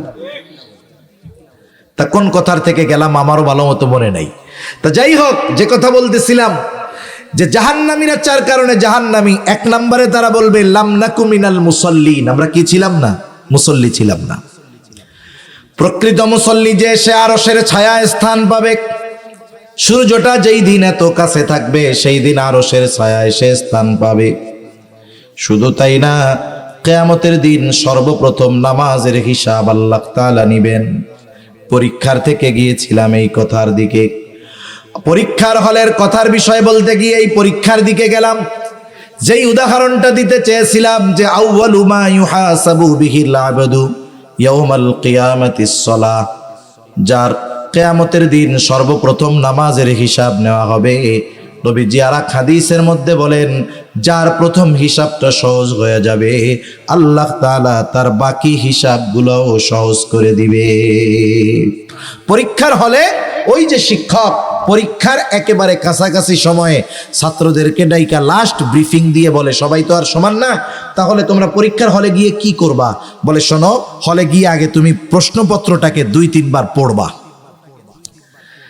পড়বার পরে যেই প্রশ্নটা তোমার উত্তর দেওয়া সহজ, সেটা যদি 12 নম্বরেও থাকে ওইটারে প্রথমে লিখবা। খবরদার কাটা ছেঁড়া করবা না, নির্ভুল ভাবে প্রথম প্রশ্নের উত্তরটা দিবা। এরপরে ওইটার চাইতে যেটা কম পারো ওইটা লিখবা। এটা প্রশ্নপত্রে যে কয় নম্বরে থাকে থাক ওইভাবে। এরপরে লাস্টে যেটা একেবারে না পারো সেটা লিখবা। ও শেষের প্রশ্নে অনেকগুলাই পারে না, শেষেরটা পারেই না। ইংরেজিতে আমার সোনার বাংলা আমি তোমায় ভালোবাসি লেখা দিয়ে চলে আসছে।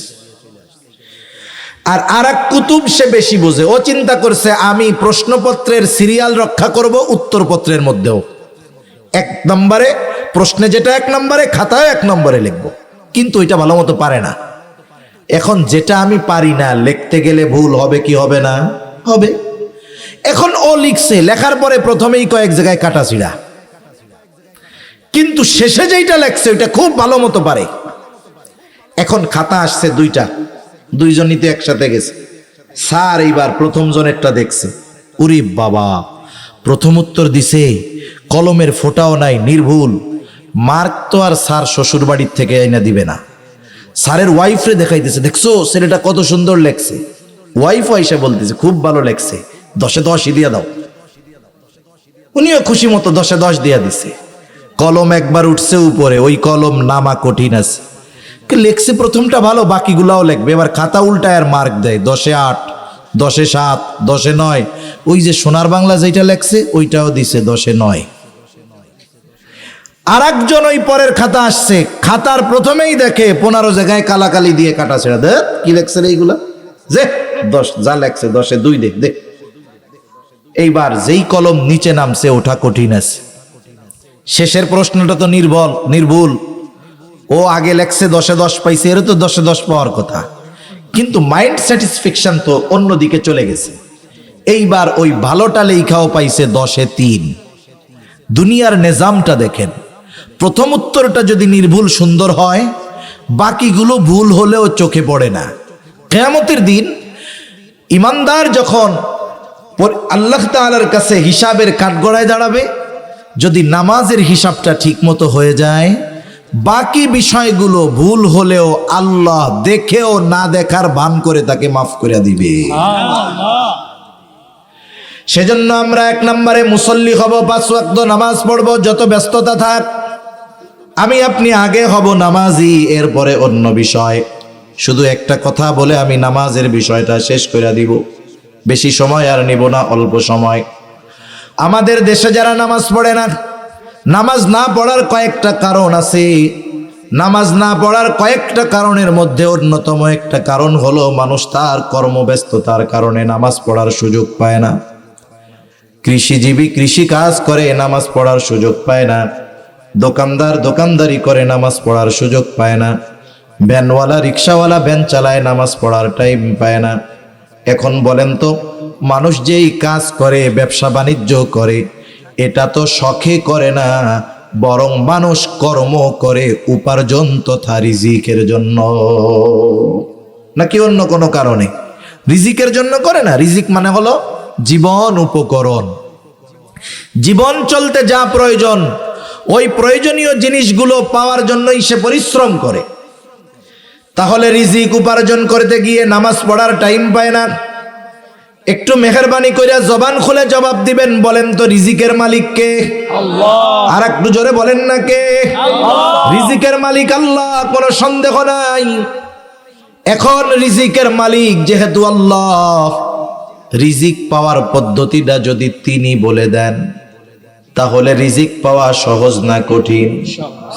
আর রিজিকের মালিকের পদ্ধতি বাদ দিয়ে যদি রিজিক তালাশ করা হয়, রিজিক পাওয়া যাবে ঠিক, কিন্তু তাতে বরকত থাকবে না। রিজিকের মালিক বলে, বান্দা তুমি যদি মুসল্লি হয়ে যাও তাইলে আমি আল্লাহ তোমারে রিজিক দিব। আল্লাহ তাআলা বলেন, ওয়া'মুর আহলাকা বিস-সালাতি ওয়াসতাবির আলাইহা লা নাসআলুকা রিজকা নাহনু নারযুকুকা ওয়াল আকিবাতু লিত-তাকওয়া।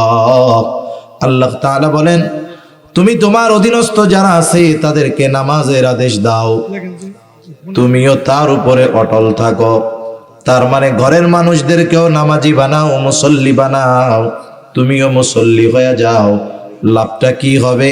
আল্লাহ তাআলা বলে, বান্দা আমি আল্লাহ তোমার কাছে রিজিক চাই না, তবে তুমি নামাজি, ঘরের মানুষ যদি নামাজি হয়ে যায়, নাহনু নারযুকুকা, তোমরা নামাজি হওয়ার কারণে আমি আল্লাহ তোমাদের রিজিক দিয়া দিব। দুনিয়ার মধ্যে দেখবেন, উদাহরণ দেই, দুনিয়ার মধ্যে দেখবেন অনেক মানুষ আছে মাস শেষে মোটা অঙ্কের বেতন পায়, মোটা অঙ্কের টাকা উপার্জন করে, এরপরেও দেখবেন মাসের শেষে গিয়ে বলে আমার অভাব যায় না, এই মাসে এত টাকা ধার নিয়ে চলতেছি। লাখ টাকা বেতন পাইয়াও মাস শেষে চলে না। স্ত্রী সন্তান 2 জন 4 জনের ফ্যামিলি, লাখ টাকায় মাস চলে না। আবার দেখবেন মসজিদের ইমাম, বেতন কম কিন্তু সংসার চলে। আবার এই কথাটাকে সুযোগ হিসাবে নেওয়া যাবে না। অনেকে মসজিদগুলোর মধ্যে ইমাম মুয়াজ্জিনের বেতন বাড়ানোর কথাই বললে বলে, হুজুর আপনাগো টাকা কম হইলেও বরকত আছে। এইটা আসলে বরকত মনে কইরা কয় না, এই কথাটাকে ব্যবহার করে বেতন না বাড়ানোর ফন্দি হিসাবে। বুঝেন নাই? হুজুর এত দিয়া কি করবেন, আপনাকে বরকত আছে। ইমাম সাহেবের 15,000 থেকে 16,000 করতে গেলে 40 বার মিটিং করা লাগে, আর উনি মাস শেষে হুজুরের কাছে এসে দোয়া চাই, হুজুর দোয়া করেন। কি করব, স্বামী স্ত্রী 2 জন আর 2টা পোলা, এই 80,000 টাকা বেতন, তাও মাস শেষে চলে না। আর হুজুররা এসে কয় আমার বরকত নাই, আমার বেতন চলে না। বেতন বাড়ানোর কথা বললে হুজুররা এই কথা বলে। এরপরেও সমাজের যেই বেতন, এই তুলনায় উলামায়ে কেরামকে বেশি দিলেও কম দেওয়া হয়। একটা মসজিদের ইমামকে যেই বেতন দেওয়া হয়, বর্তমান সময়ের খরচ অনুযায়ী যারা বেশি বেতন দেন, ওই বেশি বেতনটাও আসলে কম, এটা কিন্তু বাস্তব। এরপরেও দেখেন ইমাম সাহেবের পরিবারে আল্লাহ তাআলা বরকত কেন দেন? বরকত দেওয়ার কারণ হলো, আপনি কোনো ইমামের ঘরে গিয়ে বেনামাজি পাবেন না। ইমামের ঘরের স্ত্রী যেমন নামাজ পড়ে, ছোট বাচ্চা ছেলে হোক মেয়ে হোক নামাজ পড়ে, ইমাম সাহেবের মা বাবাও নামাজ পড়ে। অল্প উপার্জন হওয়ার পরেও শুধুমাত্র ঘরের সকল মানুষ আর নিজে নামাজি হওয়ার কারণে আল্লাহ তাআলা ওই অল্প বেতনটা দিয়ে চলার ব্যবস্থা করে দেয়। আর ওই লাখ টাকার মালিক মাস শেষে লক্ষ টাকা পায়, আবার সরকারি বাসায় থাকে, বেতনও ভাড়াও দেওয়া লাগে না, অথচ দেখা যায় মাস শেষে চলে না। কেন? নিজেও নামাজি না, পরিবারের কেউ নামাজি না। এই জন্য দুনিয়া উপার্জন করতে গিয়ে যারা নামাজ ছেড়ে দেয়, কোনো সন্দেহ নাই তাদের মতো বোকা এই দুনিয়ায় আর কেউ নাই। সেজন্য আমরা আমাদের কর্মের আগে ইবাদতকে প্রাধান্য দিব, এর সাথে কর্ম করব। হয়তো কর্ম হবে কম, কিন্তু ওই অল্পের মধ্যে বরকত দিবেন কে? কারণ আল্লাহ বলেন নামাজি হও, ঘরের মানুষকে নামাজি বানাও, আমি আল্লাহ তোমাদেরকে রিজিক দিব। সুবহানাল্লাহ বলেন। এজন্য আমরা নামাজ ছাড়বো না ইনশাআল্লাহ। ইনশাআল্লাহ ইনশাআল্লাহ নামাজ ছাড়বো না তো? আল্লাহ তৌফিক দান করুন। জাহান্নামীরা তাদের জাহান্নামে যাওয়ার দ্বিতীয় কারণ বলবে, ওয়ালাম নাকু নুতঈমুল মিসকিন, আমরা মিসকিনদের খানা খাওয়াইতাম না, আমরা মিসকিনদের খানা খাওয়াবো। সাধারণভাবে খানা খাওয়ানো ফজিলতের কাজ। আপনি ধনীকে খাওয়ান আর গরিবকে খাওয়ান, খানা খাওয়ানোটা যদি আল্লাহর জন্য হয় ফজিলত আছে। নবীজির কাছে এক লোক এসে প্রশ্ন করেছে, আইয়ুল ইসলামে খায়র, ইসলামের মধ্যে সর্বোত্তম কাজ কোনটা? নবীজি ছিলেন উম্মতের রুহানি ডাক্তার। একই প্রশ্ন একাধিক ব্যক্তি যদি করত, ব্যক্তির অবস্থার আলোকে নবীজি জবাব দিতেন। এই লোকের এই প্রশ্নের জবাবে নবীজি বললেন, তুতঈমুত তাআম ওয়া তাকরাউস সালাম আলা মান আরাফতা ওয়া মান লাম তারিফ, তুমি মানুষকে খানা খাওয়াও আর বেশি বেশি পরিচিত অপরিচিত সবাইকে সালাম দাও। নবীজি কোনো শর্ত দেন নাই, স্তর বিন্যাস করেন নাই। নবীজি বলছেন খানা খাওয়াও। এই জন্য একজন দরিদ্র যদি কোটিপতিকে দুনিয়ার স্বার্থে নয়, আল্লাহর স্বার্থে যদি খানা খাওয়ায়, অবশ্যই এই খানা খাওয়ানোর মধ্যে ফজিলত আছে। এখন একজন সামর্থ্যবান ব্যক্তি, তাকে যদি আল্লাহর জন্য খাওয়ানো হয়, যদি ফজিলত থাকে, একজন অভাবী, একজন দুস্থ, একজন মিসকিন, একজন অসহায়, তাকে যদি খানা খাওয়ানো হয়, ফজিলত কম না বেশি? আবার ওই অভাবী মানুষটা যদি আমার প্রতিবেশী হয়, ফজিলত আরো বেশি। এক নম্বরে প্রতিবেশীর হক আদায় হবে, দুই নম্বর একজন অসহায় মানুষকে খানা খাওয়ানো হবে, ফজিলত দ্বিগুণ। এই জন্য আমরা নিজেরা অ্যাবিলিটি আছে, আবার আপনার প্রতিবেশী অনেকে অভাবে থাকে। আমি আপনি গোস্ত খাই না, কিন্তু দেখা যাবে পাশে পরিবার গোস্ত পায় না। এজন্য যখন ভালো রান্না করব, প্রতিবেশীর দিকেও খেয়াল রাখবো।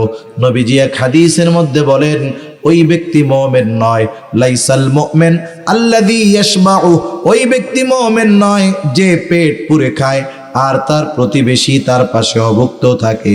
নবীজি বলেন ওই ব্যক্তি মুমিন নয়। এই জন্য খানা খাওয়ানো ফজিলতের কাজ। আমরা খানা খাওয়াবো, তবে স্বার্থের জন্য নয়। কার জন্য? আল্লাহর জন্য। এই যে বিবাহ শাদীতে দাওয়াত দিয়া খাওয়াইয়া আবার টেবিল পাইতে টাকা পয়সা নেয়, এ ধরনের খানা খাওয়ানোর মধ্যে কোনো ফজিলত নাই। 4 নাম্বার অকুন্না, 3 নাম্বার অকুন্না নাখুযু মাআল খায়দিন। আমরা অহেতুক অনর্থক মজলিসে যারা লিপ্ত থাকতো তাদের সাথে থাকতাম। অহেতুক অনর্থক মজলিস কি? একমাত্র দ্বীনি মজলিস ছাড়া আর ওই মজলিস যেই মজলিসে দুনিয়ার বৈধ উপকার আছে, ওই মজলিস আর দ্বীনি মজলিস ছাড়া দুনিয়ায় যত মজলিস আছে সব মজলিসগুলো অনর্থক মজলিস, আর সব মজলিসগুলা জাহান্নামে যাওয়ার কারণ হবে। চায়ের দোকানে মজলিস আসেনি আপনাকে? ওইদিকে কাম কাজ নাই, খালি চার দোকানে গিয়ে বসে থাকে, কোনো কাম কাজ নাই, খালি চা খাবে, বিড়ি খাবে, আর নির্বাচন আসছে এর সমালোচনা করবে, ওর সমালোচনা করবে।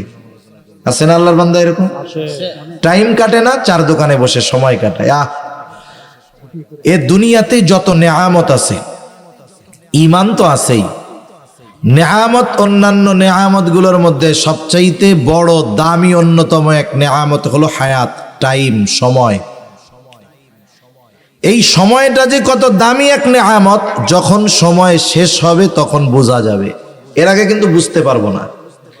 দুনিয়াতে যারা ভালো কাজ করে না, নেক কাজ করে না, ভালো কাজে সহযোগিতা, দান সাদকা করে না, নেক আমল করে না, এই অহেতুক কাজে সময় ব্যয় করে, এই ধরনের মানুষগুলো মরার পরে একটু সময়ের জন্য আফসোস করবে আল্লাহর কাছে। কি বলবে জানেন? কি যে বলবে ওটা তো আমরা শুনবো না, যে গোসল করাবে সেও শুনবে না, কিন্তু আসলে যা বলে দুনিয়ার কেউ না শুনলেও শুনে কে? আল্লাহ তাআলা বলেন ওই মানুষগুলো মরার পরে বলবে, ফায়াকুলা রব্বি লাউলা আখারতানি ইলা আজালিন করিব ফাআসাদদাক ওয়া আকুম মিনাস সালিহিন। ওই মানুষগুলো বলবে, আল্লাহ আমাদেরকে যদি পুনরায় সামান্য সময়ের জন্য অবকাশ দেওয়া হইতো, আমাদেরকে যদি আবার একটু দুনিয়ায় ফিরে যাওয়ার মতো সুযোগ দেওয়া হতো, সময় দেওয়া হতো, লাউলা আখারতানি ইলা আজালিন করিব, আমাদেরকে যদি কিছু সময়ের জন্য সুযোগ দেওয়া হতো, দুনিয়ায় যাওয়ার সুযোগ দেওয়া হইতো, ফাআসাদদাক ওয়া আকুম মিনাস সালিহিন, আমি আমার সম্পদ থেকে দান সাদকা করতাম, এত বেশি নেক কাজ করতাম যে আমি নিজেই সৎ কর্মশীলদের অন্তর্ভুক্ত হয়ে যাইতাম। বলেন তো, ওই সময় আফসোস করবে ঠিক, কিন্তু ওই সময় তাকে কি সুযোগ আর দেওয়া হবে? ওই বেটা সময়ের মূল্য বুঝবে, কিন্তু করার কিছু থাকবে না। যেই একটু সময়ের জন্য ওরা আফসোস করবে, সেই সময় আমাদের কাছে আছে, সেই সময় আমাদের আছে তো, নাকি? না থাকলে কি বাইসা থাকতাম? তাহলে এই সময়গুলো কেন চায়ের দোকানে কাটান? কাটান তো কাটান, গানের মজলিসে কেন কাটান? ওয়াজের মজলিস হয়েছে, 500 লোক নাই, এইখানে যদি প্রখ্যাত না অখ্যাত এক গায়কও যদি আসতো, দেখতেন এইরকম 3 প্যান্ডেল লাগতো, ঠিক কিনা বলেন? ওইটা খুব মজা লাগে, ওইটা খুব মজা লাগে, কিন্তু এটা তো জাহান্নামে যাওয়ার কারণ হচ্ছে। আসলে যুগে যুগে ভালো কাজের মানুষ বাস্তবেই কম থাকে, এটাই স্বাভাবিক বিষয়। কিন্তু আপনি আত্মজিজ্ঞাসার মধ্যে থাকেন, নিজেকে নিজে জিজ্ঞাসা করেন, আল্লাহ কেন আমাকে পাঠাইছেন? আমি করতেছি কি? আমার গন্তব্য কোথায়? এ দুনিয়ায় কি আমি অনন্তকাল বেঁচে থাকবো নাকি? একটু নিজেরে নিজে মাঝে মধ্যে প্রশ্ন করেন, তাহলে কিছু জিজ্ঞাসা আপনার মধ্য থেকেই জবাব আসবে। জীবনের সাথে মুহাসাবা করেন, হিসাব করেন যে স্বাভাবিক বয়স তো 70 বছর, 40, 45, 50 পার হয়ে গেছে। আমার দিন যাচ্ছে, আমি কবরের নিকটবর্তী হচ্ছি। আমি কেন এখনো গান শুনে বেড়াই? আমি কেন এখনো চায়ের দোকানে আড্ডা দিই? আমি কেন এখনো মসজিদমুখী হতে পারলাম না? কেন আমি নামাজি হতে পারলাম না? আমার এই পড়ন্ত হায়াতের, পড়ন্ত জীবনের শেষ সময়গুলো আমি কেন গোনার কাজে, অহেতুক কাজে ব্যয় করতেছি? একটু নিজের নিজে প্রশ্ন করেন, নিজে নিজে, তাহলে আশা করা যায় পরিবর্তন হবে। এই অহেতুক মজলিসগুলো, যে মজলিসগুলোই দুনিয়ার বৈধ উপকার আর আখেরাতের উপকার আছে, এগুলো ছাড়া সবগুলো অনর্থক মজলিস। ওই মজলিসে যারা থাকবে, উপস্থিত থাকবে, কথা বলবে, মজা করবে, এই মজলিসগুলো জাহান্নামে যাওয়ার কারণ হবে কিয়ামতের দিন। আমার কথা না, আল্লাহর কথা। আপনার সময় আছে, কেন চায়ের দোকানে কাটান? মসজিদে ইমাম সাহেবের কাছে যান। সারা জীবন একটা কোরআন খতম দিতে পারেন নাই, কোরআনটা খতম দেন। আপনার সময় অনেক আছে, মাদ্রাসায় পড়তে পারেন নাই, তাবলীগে চলে যান, 3 চিল্লায় যান, মাসলা মাসাইল, কোরআন তিলাওয়াত, শরীয়তের কিছু বিষয় শিখে আসেন। কিন্তু আফসোস, যখন আপনাকে দ্বীনের কাজে সময় ব্যয় করার কথা বলা হবে, আপনার মতো মহাব্যস্ত আর কেউ থাকে না। কিন্তু প্রতিদিন 10 ঘন্টা 12 ঘন্টা চায়ের দোকানে যখন কাটান, তখন কিন্তু কোনো টেনশন আর থাকে না। ওই জাহান্নামীরা ওই দিন বলবে, ওয়া কুন্না নাখুদু মাআল খাইদিন, অহেতুক কথাবার্তায় যারা লিপ্ত থাকতো, ওই মজলিসগুলার মধ্যেও আমরা উপস্থিত থাকতাম। 4 নম্বর, ওয়া কুন্না নুকাযযিবু বিয়াউমিদ্দিন। 2টা অবস্থা হতে পারে। যদি কেউ কিয়ামতকে একেবারেই অস্বীকার করে, সে অনন্তকাল জাহান্নামে থাকবে, কারণ কিয়ামতকে অবিশ্বাস করলে ঈমানদার থাকে না। আমরা ছোটবেলায় মক্তবের মধ্যে ঈমানের ভিত্তিগুলো পড়ছি। আমরা ছোটবেলায় পড়ছি 7টা, কিন্তু হাদিসে আছে 6টা। কেমনে? আমরা পড়েছি আমানতু বিল্লাহ ওয়া মালাইকাতিহি ওয়া কুতুবিহি ওয়া রুসুলিহি ওয়াল ইয়াউমিল আখিরি ওয়াল কদরি খাইরিহি ওয়া শাররিহি মিনাল্লাহি তাআলা ওয়াল বা'সি বা'দাল মাউত। 5 নাম্বার ওয়াল ইয়াউমিল আখির। 7 নাম্বার ওয়াল বা'সি বা'দাল মাউত। এই 2টা হলো 2 in 1। সেই হিসাবে 5 আর 1 6। হাদিসের মধ্যেও এই 6টার কথা আসছে।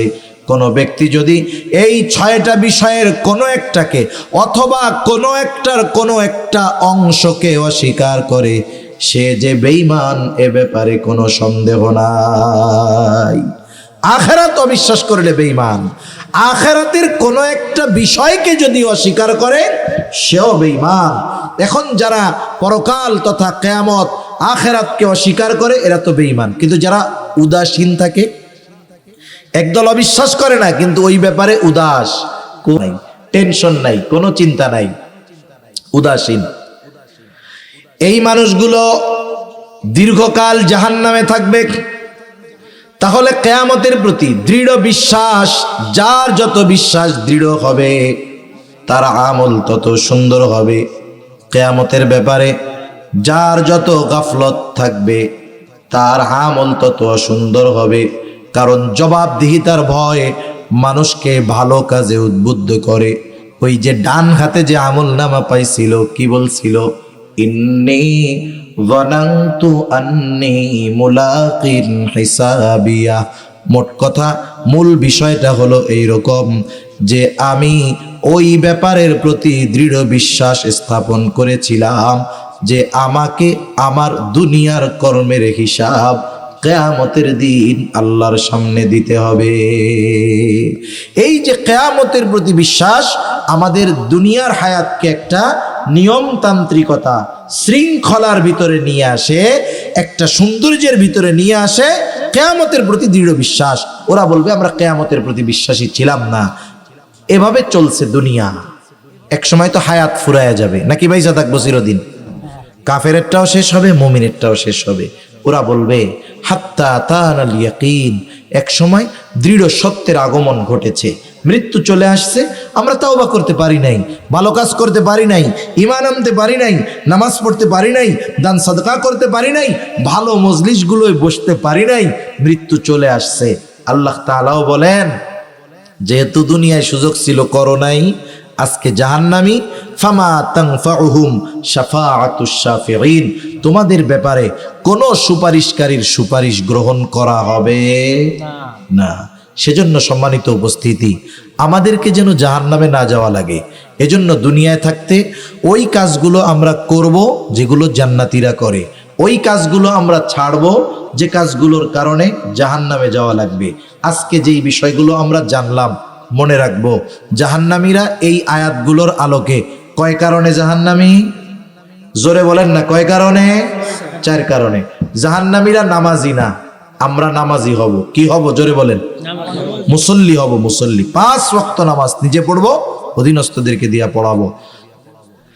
2 নাম্বার, মিসকিন, অসহায়, দরিদ্র, গরিব মানুষ যা পারি অল্প স্বল্প খাওয়াবো। কেউ যদি খাইতে আইসা বা চায়, আমরা ধমক দিয়ে কখনো ফিরাইয়া দিব না। আমাদের ফিরাইয়া দেওয়ার ভাষাটাও হবে সুন্দর। যদি না থাকে, ফিরিয়ে দেওয়ার ভাষাটা কি হবে? সুন্দর হতে হবে। বলবেন যে এখন নাই, তুমি পরে আসো, আমি তোমারে দিব। একজন যদি দিয়ে খারাপ আচরণ করে, আর একজন যদি না দিয়ে ভালো আচরণ করে, যে দেয় নাই সে ওই দেনেওয়ালার চাইতে অনেক ভালো। তাহলে মিসকিন, অসহায়, দরিদ্র, অভাবী প্রতিবেশীদেরকে খানা খাওয়াবো যা পারি। 3 নাম্বার, যেই মজলিসগুলো জাহান্নামে যাওয়ার কারণ, ওইগুলো থেকে আমরা বাঁচবো। সময় আছে, মসজিদে থাকবো, কোরআন পড়তে পারি না, ইমাম সাহেবের কাছে কোরআন শিখবো, ঠিক আছে না? মাসলা মাসাইলগুলো শিখবো, এ বিষয়গুলো জানবো। আশেপাশে যদি মাদ্রাসা থাকে, হেফজখানা আছে, কোরআন নিজে পড়তে পারি না, হেফজখানায় গিয়ে হাফেজদের কোরআনের তিলাওয়াত শুনবো। 4 নাম্বার, কিয়ামত তথা পরকালে আল্লাহর সামনে দাঁড়াতে হবে, এই বিষয়টা অন্তরে দৃঢ়ভাবে বিশ্বাস করব। যদি না হয় তাহলে পরিণতি আল্লাহ না করুন ওদের মতো হবে। আল্লাহ সুবহানাহু ওয়া তাআলা আমাদের সকলকে জান্নাতীদের কর্ম বেশি বেশি করার তৌফিক দান করুক। আরো জোরে বলি আমিন। জাহান্নামীদের কর্ম থেকে বেঁচে থাকার তৌফিক আল্লাহ দান করুক। ওয়া আখিরু দাওয়ানা আলহামদুলিল্লাহি রাব্বিল আলামিন। আসসালামু আলাইকুম ওয়া রাহমাতুল্লাহি ওয়া বারাকাতুহু। আচ্ছা, যেহেতু মসজিদের মাহফিল আপনারা শুনছেন, এমপি সাহেব হইলে আবেদন করা হবে, এরপরে পাবে, ওইটা রাখেন। একটা হলো গাছে কাঁঠাল গোফে তেল, এক ব্যাপার, তাকদিরে কি আছে কেউ জানে। আর একটা হলো